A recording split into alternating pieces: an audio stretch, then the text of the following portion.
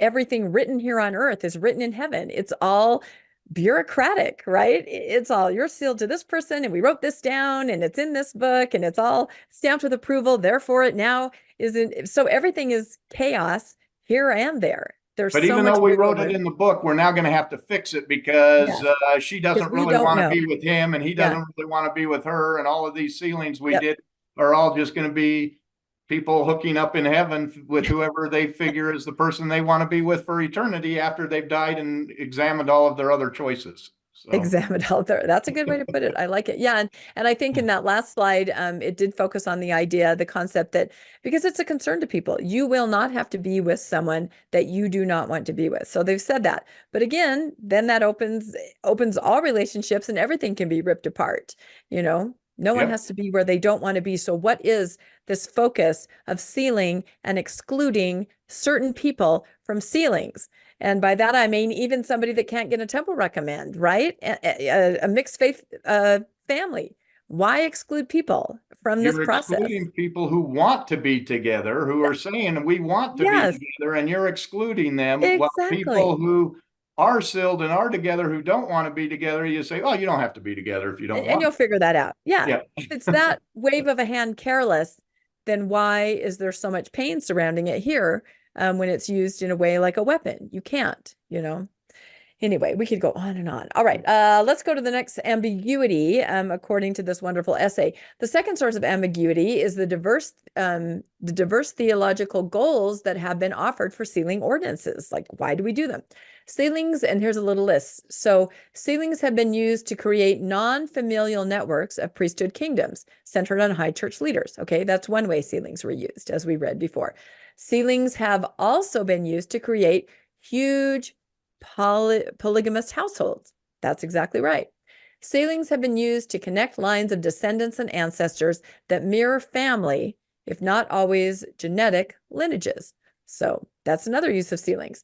Also, sealing ordinances have been used to continue the happiness of nuclear families on Earth into the eternities. So this entire list are focuses of sealings, but they result in very different types of unions, which again, when you picture the spirit world, so many people, it's kind of like how they changed the endowment ceremony. There are millions of people that made certain covenants, and then you got the next batch after they changed the endowment ceremony. Those people made other covenants. People are in different scenarios depending on when they lived and how they were sealed and why they were sealed and the purpose. Contemporary sealings rules, to one extent or another, reflect all of these theologies. None of them standing alone accounts for the totality of sealing practices. It is not clear that these goals are all consistent with one another. And that's true. If you look at the different reasons and the purposes, they're very different. Yet millions of people were sealed under each of these conditions. And this is supposedly God's plan for Mhm. how we live our eternal Mhm. existence. And it's been his God had the same plan and his God, yet somehow we can't seem to get it straight here on earth. And we have to keep changing how God really set it up. Uh, that's problematic. And if we can do all of these, if we can seal for all of these reasons that are listed here, why can't you seal people to seal the love of two From the men same or two sex. women Yeah, together? Yeah. exactly. And again, it's supposed to reflect God's union, right? So that tells me we don't know anything about that, right? Yeah, we have no idea We how have God no idea. Yeah. is set All up. right. Let's forge ahead. This is so interesting. Okay. Oh, I think it's your turn, Landon. A key point. The theology of heterosexual exaltation also does not fit closely with sealing practices. That theology, recall, sees temple marriage as the solely legitimate imitation of a dyad of heterosexual heavenly parents. Right now, we regularly perform sealings in our temples that do not reflect this model of a heavenly dyad. That's Yep. Nate Oman in a welding link. Yeah, and that's what we just said. Many things we're doing in the temple right now, where by proxy a woman can be sealed to 15 men that she was married to in the past, or a man in a living sealing can be sealed to all the women that he's ever been married to. None of that reflects this heterosexual couple idea of Heavenly Father and Heavenly Mother. It's not the same. It's just not there. Yep. No, it's just not there. So here it gets really interesting. I'm going to let you read this, Landon, because you read this so well. These are examples of sealings that are not at all straightforward, just examples. And I'm sure all of you can even think of your own examples, probably even from personal experience. I can think of a lot of twisted ways that people are sealed together and having to write letters to the first presidency. It was probably a lot easier back in the day where they just sounded like they did whatever. They didn't cancel things, they just went right ahead. But yeah, this is crazy. And we'll have some graphs to support what we're going to talk about here, but try to picture in your mind as Landon reads. Yeah, so right now we regularly perform sealings in our temples that do not reflect this model of a heavenly dyad. Consider one example. Widowed men can be sealed to multiple spouses while living. Likewise, women can be posthumously sealed to multiple men. Imagine Joe marries Jill in the temple and then Jill dies. In the meantime, Jane marries John in the temple and John then dies. Jane and Joe then marry, and after their deaths, their children seal them together with a proxy ordinance. Such a scenario is explicitly allowed under current rules and presumably has happened numerous times. In this example, Joe is sealed to Jane and Jill, who is sealed only to Joe. And we've got a diagram on this in just a second. Jane is sealed to Joe and John, who is sealed only to Jill. All of the sealings are equally valid. Whatever else can be said about such sealings, they do not, taken in their entirety, reflect the dyad envisioned by the theology of heterosexual exaltation. They cannot even be reconciled with such a theory by endorsing postmortal polygamy because the multiple sealings are symmetrical rather than asymmetrical by gender. At best, the theology of heterosexual exaltation can affirm that in some way that we do not understand, this tangle of sealings will be resolved into heavenly dyads to everyone's satisfaction in the hereafter. Although if we assume that all three of these earthly marriages were happy and successful, it's difficult to see precisely how this would happen. We just don't know. So here's a drawing of that. We've got Joe over here on the left, and he is sealed to Jill in the lower right-hand corner. Right. While they were alive. While they were alive. Living sealing. But then Jill passes away, right? Jill passes away. So Right. if you draw a line through the middle between the upper and the lower, the man and the woman in the bottom are deceased, and the man and the woman up top are still living. So Jane and John were sealed together as a living sealing. John is now passed away, so he's on the bottom now. And as a result, Jane is single, Joe is single. They get married, they have kids. They cannot marry on earth because they're already sealed to other people. Well, Joe could, but Jane cannot be sealed. Joe could, but he could marry. Joe could be sealed to someone who had not been sealed to somebody else. However, since Jane's already been sealed, he can't be sealed to her living. But once she's dead, the family can go and have Joe sealed to Jane, in which case Joe and Jane are now sealed together. So as you see, Joe is sealed to two different women, Jane and Jill, while John is sealed to only one woman, Jane. However, his dear wife Jane is also sealed to Joe. And so this is John. Yes, it's to John and to Joe. Right, to two men. In this case, we've got a woman sealed to two men, which, this theory of one man, one woman is simply not the case. We have, and this is allowed by current rules. This is how this would work. And so what happens? You get up to heaven and Jane has to decide between Joe and John. Now, I can't think of a more heavenly, episode than watching Jane choose between Joe and John, and Joe and John sitting there looking at each other going, what's going on? And John turning to Heavenly Father when Jane picks Joe and says, you promised her to me. I was sealed to her. That's right. And then Joe could say, well, Jill may not want to be with me now that I picked Jane. So so John, why don't you and Jill get together? Yeah, maybe you. Yeah.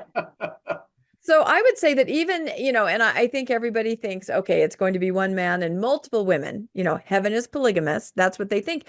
But even that doesn't work because the women are sealed to multiple men. And within that polygamist union. So even that model, if you want to call that the Mormon nuclear family, that doesn't work. In fact, this is fairly simple. If we want to Yeah. take this a step further, Oh, yes. Oh, here we go. here Here we we go. go. This is Joseph Smith, the Yeah. man in the left up the left hand corner there. And what we have is, Joseph has a living ceiling with Emma, who is kind of down there near the bottom. You'll see Emma. He had a living ceiling with her, but he didn't get sealed to her until like number 30 or something like I that. think it was 22 or 23. 22 or Yeah, he was 23. sealed So to at least 20 20 women something other women before before he Emma. ever got Yeah. And we're sealed. talking living ceilings These are in the living, yes, temple. living Yes, ceilings. We he was know not that sealed. if we take church history, Fanny Alger was the first Right, wife that he took, and that must have been a living ceiling, right. because if you recall, he kicked Fanny Alger out, and she moved to another state. She moved to Indiana, and she married a husband. So Hmm. you see here on the right the proxy sealing, because she left the church, so the family would have to do proxy sealing and seal Right. Fanny to her current husband. So she would be sealed to Joseph and to the man that she married through a proxy sealing. So Hmm. she'd have two husbands. Meanwhile, you've got over there on the right times 21, you've got 21 other women that Joseph married. Some of Before those Emma. before Emma, some of those living, some proxy sealings. I think that they have married him to other women now after the fact. You've got women who he married as living sealing women who also were married to men at the time. So they would Mhm. have been, since they were sealed to Joseph, they couldn't be sealed to their husband, but after they died, they could be sealed to their husband. So Right. you have a proxy sealing there.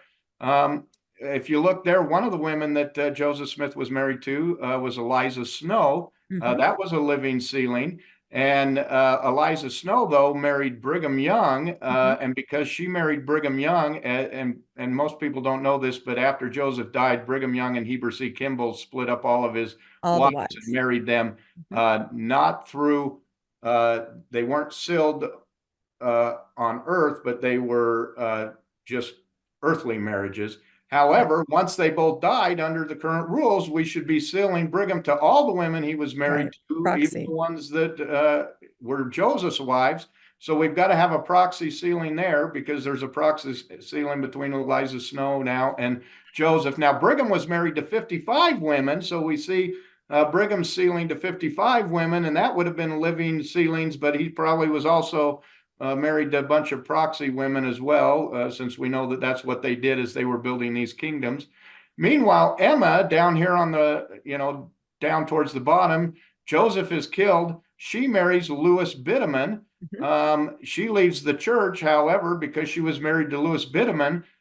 We should now proxy seal her to Louis Bideman, because we seal them to every man they were married to.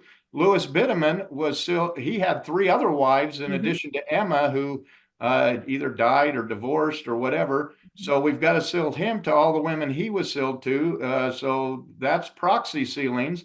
Now, those women that got divorced from him would have married another man. So we proxy sealed to them. And then to throw it all, you look over there on the left, you've got Jane Manning, who was the black servant to Joseph Smith, who was sealed to her, who was sealed to Joseph Smith, not through a marriage, but as an eternal servant. Right. So this Whew. is the reality of what this sealings look like. Right. And this is one man's One family. man. This is Joseph Smith alone. And this isn't even, I think this is actually the tip of the iceberg, because Yes. we couldn't fit all the stick figures onto the slide. But if you look at all the other men that the women eventually married and they're all sealed together, this is one tiny little example, but you can see how complex it is. And in theory, all of these people are in the spirit world right now, communing with each other, all sealed back and forth. One woman sealed to multiple men, men sealed to multiple women. None of it looks like what we're told is a heterosexual God and mother God.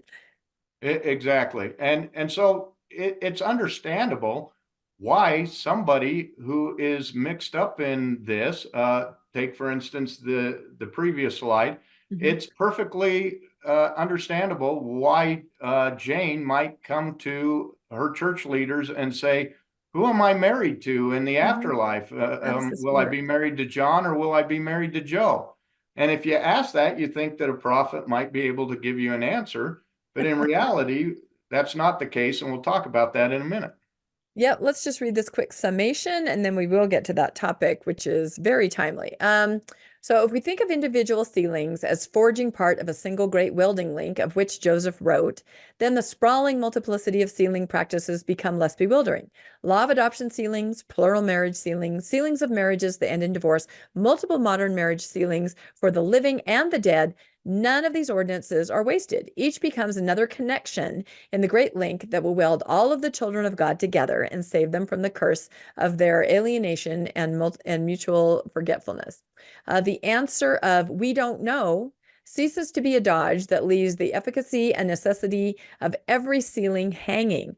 Rather, it becomes an acknowledgement that every sealing contributes to the welding link, even if we do not know the precise configuration of post-mortal relationships. So everything is a part of it, meaning everything that could happen in the future as far as different kinds of sealings. It's all part of this giant welding link.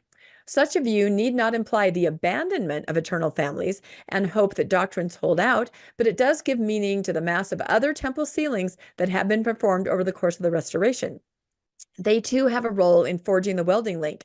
The approach leaves the precise mechanics of salvation less clear than the theology of heterosexual exaltation, but it has the virtue of better fitting current and past sealing practices and not relying on elaborate extra scriptural ideas. So he's finding comfort in "I don't know," I think, meaning that everything has a place. These do not fit into the one man, one woman heterosexual model, but they're all equally important and they all have a place in bonding everybody together, as does everything that may happen in the future. Yeah, and isn't it interesting that that last sentence there, he ends it on not relying on an elaborate extra scriptural ideas. We keep hearing from so many people that, well, this is not scriptural and doctrine is based in scripture. This idea of sealing links is not scriptural. It is Scriptural. not in the scriptures. You cannot find a description of all of this. When you go ask your church leader, how does this apply to me? He doesn't say, oh, well, go read Doctrine and Covenants section, whatever, to figure out how this applies to you. The closest they could probably come is D&C 132, which is polygamous marriages. It does Definitely not not at one all man, one woman. address nuclear families. So Yes. any idea of this is extra scriptural, and as such, as many of our friends on the other side say that doctrine must be scriptural, then this sealing practice is not scriptural to begin with, so it's not doctrinal. Therefore, it's open to be changed at any time Wow. by any revelation. That is mind-blowing when you realize that. And I'm sure we'll have a lot of people that do go to the scriptures now and try to look all this up. Please let us know what you find. It's very interesting. All right, let's go to the second summation. There you go. This brings us to the question with which we began, same-sex marriage sealings. Against the background of the history of sealing practices, it is not true that one needs a precise account of a sealing's meaning in the hereafter to be able to perform a marriage sealing. In other words, you don't need to understand how it's going to work to do a sealing. They haven't understood it in the past. Yeah. So why, and they went ahead and did it. Why do we have to understand it now? We already regularly perform sealings in the temple whose final eternal significance we do not purport to precisely understand. Indeed, the meaning and scope of marriage sealings has changed over the course of the restoration. We have not had a single model of marriage. Furthermore, the sealing authority extends to all covenants, contracts, bonds, obligations, oaths, vows, performances, connections, associations, or expectations. That's D&C 132:7. Again, the polygamy section. The church has never sealed same-sex marriages in its temples, but such unions could fit under the categories of covenants, bonds, vows, and connections. It's certainly a connection if you're married to somebody in a And it's a same-sex. vow. You're going to be taking a vow, of faithfulness to Absolutely. that person and a bond. You are requesting this sealing so that you're bonded together. Absolutely. And you've already bonded in love, which is why you're requesting the union to Yeah. begin with. So it Yeah. says that those are all allowed. Yeah. And covenant. You're making a covenant to each other. So very interesting. All right, let's go on. As to the precise theological status of sexual identity in the eternities, the church could say, we don't know. The church currently performs marriage sealings where the precise meaning of the union in the eternities is unknown, but we are confident that the power of godliness, that's from D&C 8, 84:20, manifested in the ordinance will bless the couple, and the ordinance itself forms a part of the great latter-day work of creating the welding link of which Joseph prophesied. So in other words, by linking in same-sex couples into this welding link, just as we did polygamous couples, just as we do divorced couples who've remarried, just as we have widowed couples, we make a great welding link of all people and not just heterosexual nuclear families. Right, which is not a model as we can see in the hereafter. So this is a absolutely fascinating essay, and we just took pieces of it. And so we would encourage everybody to read the essay in its entirety. We will link it in the show notes. So this, of course, brought to mind a talk that President Oaks gave from the pulpit at General Conference. I think it was in 2000, I want to say 19. I should have looked up the date. Fairly recent. Yeah, it's called Trust in the Lord, and it's a talk by President Dallin Oaks. Here I have a picture of him with his first lovely wife who passed away, and he has since remarried. So he himself is in one of those unions where he is now currently sealed in a polygamous union to 2 women. So let's go to this Now, it talk. should be pointed out that the second wife had never been married. So in his case, there's not the second wife being sealed to another man. And it's interesting that it seems that general authorities can only marry women who have not been previously sealed, exactly so they don't create this mess. And they can show clean little links to these people, because I can't think of any general authority who has married someone who is divorced or who is widowed. It's always somebody who hasn't been married before. A first marriage. Yeah, I think there are a few exceptions, but especially in the apostles for sure. Yeah. So the talk starts out, he says, "My dear brothers and sisters, a letter I received some time ago," again, there's always a letter, that's always suspect, "introduces the subject of my talk. The writer was contemplating a temple marriage to a man whose eternal companion had died. She would be a second wife.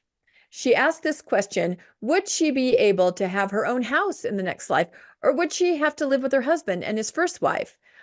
I just told her to trust in the Lord." Now, I will say, when he read that, there was laughter in the conference center. He, what a funny idea. I think that letter might have been written by his second wife. This is a real concern and a real question that a second wife has when her husband has been sealed to another woman. She's asking, what does the next life look like? And what are we told? For me, what does the next life look like for me? And she's told from President Oaks, I just told her to trust the Lord. In other words, he has no idea. No idea. So yeah, this letter made me really angry, this whole talk, and the fact that people laughed at this woman. This is a reality to her, and it very well could have been written by his second wife.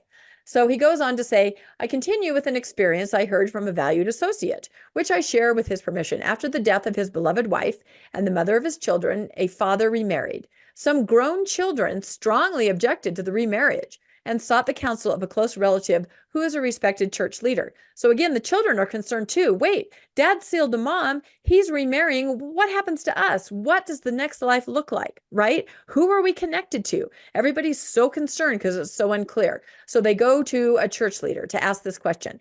After hearing the response for their objections, which focused on conditions and relationships in the spirit world or the kingdom of glory that follow the final judgment. So again, you can hear these kids saying, I don't understand. Will we be with mom and dad? Will dad be with someone else? What about this other person's children? Are they now my brothers and sisters? They're very concerned because of this focus on nuclear family, which in this case is not matching what's about to happen to their family, right? If their dad marries this other woman.